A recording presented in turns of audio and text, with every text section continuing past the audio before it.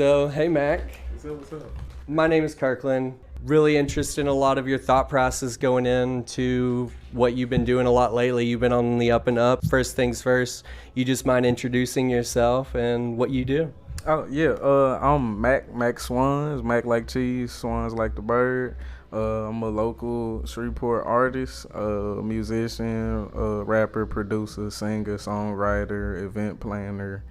Anything that has to do with music, I probably got my hands in it. Yeah, sick. And this Broadcast 3.1, independent music journalism for independent music.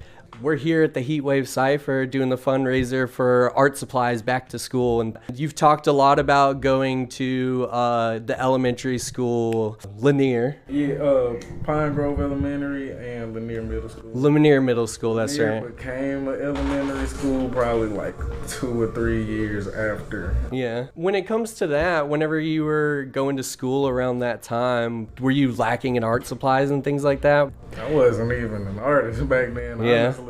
I don't really think I had any hobbies other than like watching anime back then and wrestling. I got you. But I tried my hand at a couple sports, wasn't really feeling it, so I was just chilling up until high school. So, what made you put together this fundraiser? It's just a lot of artists that I did see once I hopped into the art community that wish they had, and it's a lot of kids who I've been around who want to hop into art. They just don't really know what they're good at. So I'm like, instead of like regular school supplies, let's just focus on art supplies, and that'll definitely bring out the artists or aspiring artists. Come up, get a backpack full of art supplies, and do stuff with it. So when it comes to this fundraiser and things like that, is there an ending time for it? I know you're having the Heatwave Cypher tonight, which we're here at the Manifest House, hoping to hear a lot of really, really good jamming from new, old rappers from around the scene, a lot of really, really cool people. And then you also have the Bears show happening this Sunday. So when's this fundraiser for you ending? I have 3 fundraisers this month. They're all part of the Heatwave Cypher. So we're going to do 3 waves. Today being the first wave, Sunday being the second, and the third one is going to be on the 26th at a new spot. Y'all follow me and just stay in tune. The flyer will be out pretty soon.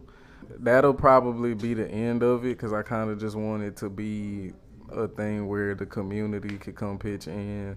I know a lot of people last year, they were hitting me up trying to figure out ways to be a part of School of Imagination.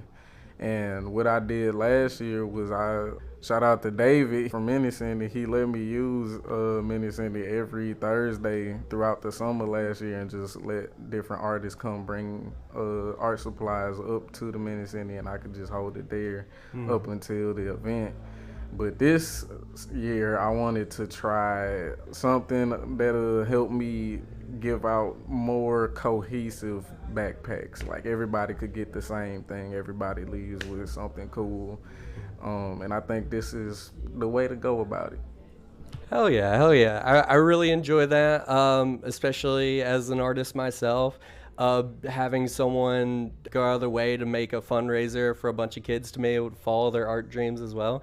It's super sick. Now, if you don't want me to say this on camera or anything like that, for that third wave, is that possibly at the Dollhouse, the new place? It's not. Not at the Dollhouse. It's not. Because I heard the Dollhouse is a new place that's going around as well. It's a new place. It's I could say it's off North Market. North Market. Yeah, I'll say that much. Sick.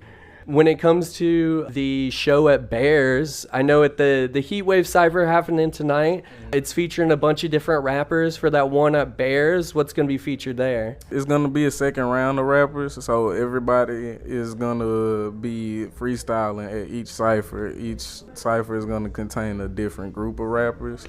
Every cypher is going to be crowd's choice, so I ask each artist to step forward, and the crowd is going to cheer the loudest for who they think the hardest freestyler is.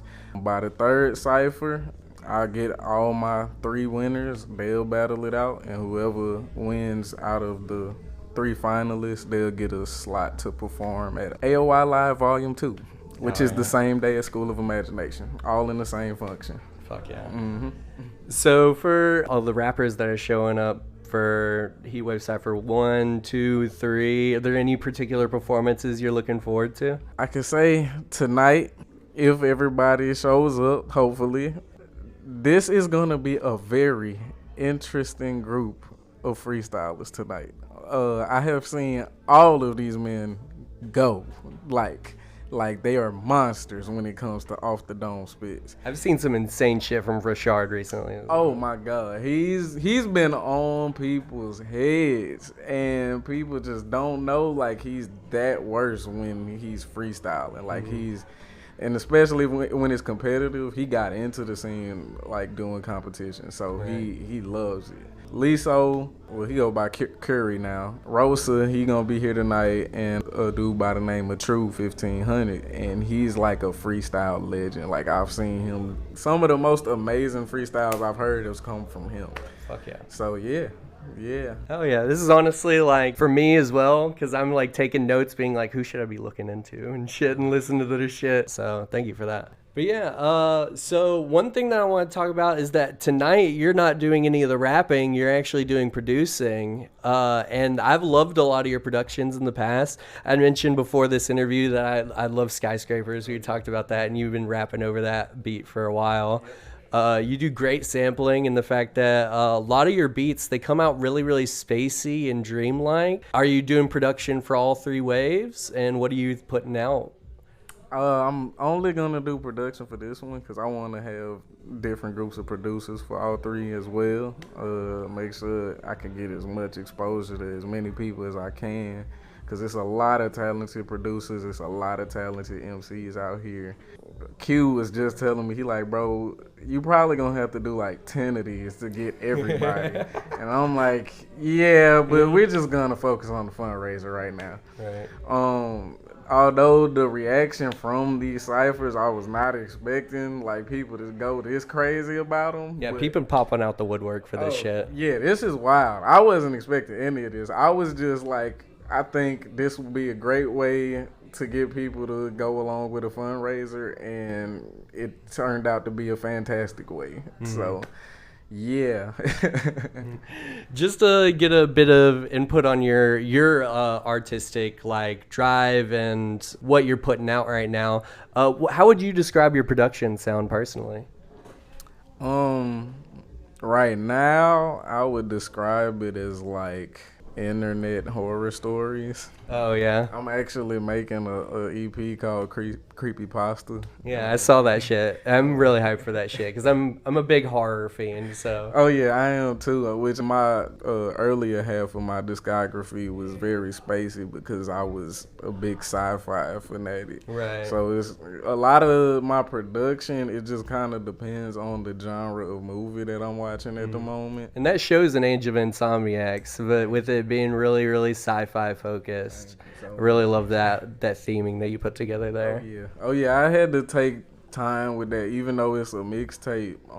I wanted to use that as a way to just do some of the most crazy sounding shit that you could hear in hip hop, and that was like my first alternative project.